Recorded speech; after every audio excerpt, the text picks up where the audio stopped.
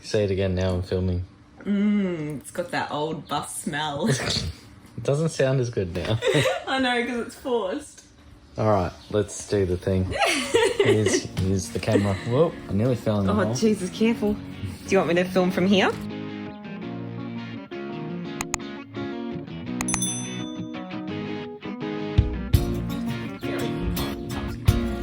I'll film from here, I reckon. That looks not too bad. Alright, I'll let you know, and it is.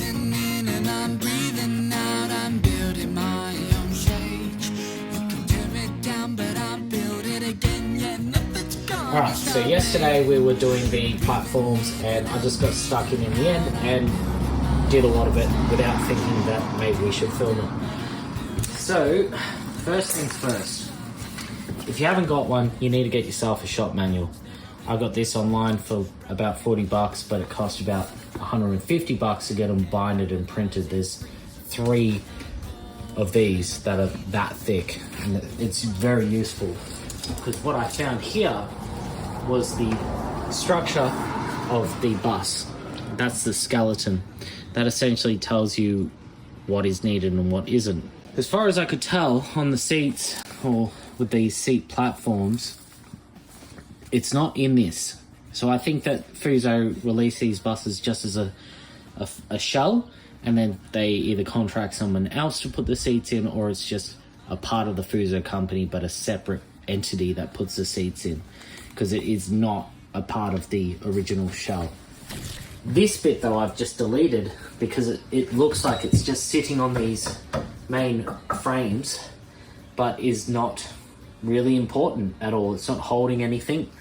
It's doing bugger all. So it looks like a pig's ear right now, but I've just kind of cut through with a few different tools. I'll just grab them. So this is a reciprocal saw, or repo saw, and I've just used metal bits on it, and as you can tell it's been completely munted from me getting frustrated. And this is a grinder with a metal cutting disc.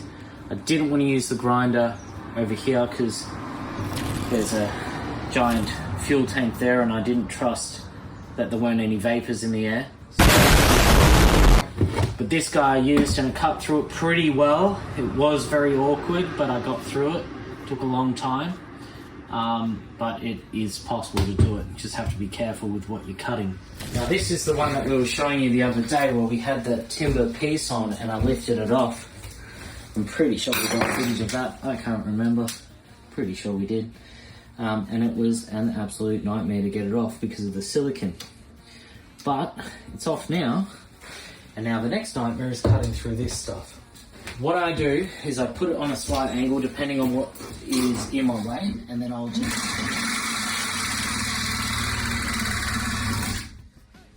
along those lines.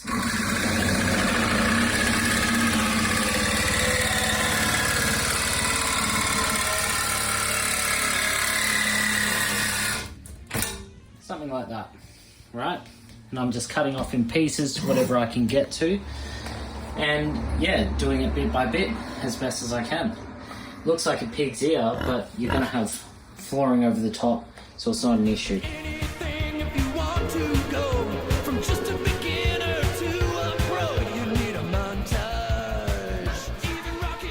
What we've done so far is I've cut down this little lip that was holding it up.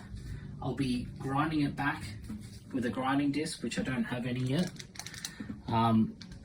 But once all this is done and this has been cut up, I'll be running a bit of a degreaser. I've already done a little bit of a clean up on it. I just want to get all that clean. So this is a engine cleaner, because if you can see all these little scuff marks, it's from the repo saw blade rubbing against it. All that's exposed tin now, so you need to spray something on it to seal it, because otherwise it will be a rust problem. This here is already treated, you don't need to worry about that, but that there needs to be redone, this needs to be redone. Anything that's exposed tin from you cutting needs to be sealed up, or else you are going to have problems in the future. What I think I need to do is just get my old crowbar and rip it off and see how it go.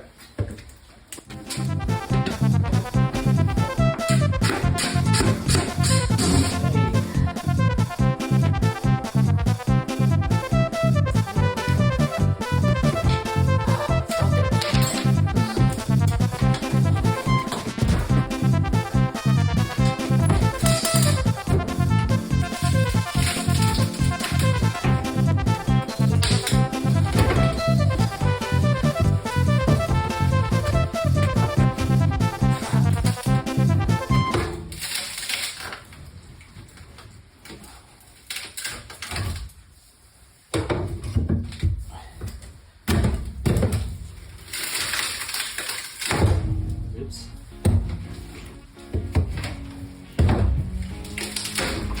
Gotcha. Hey! And that's what's underneath. Still struggling to see why that's there.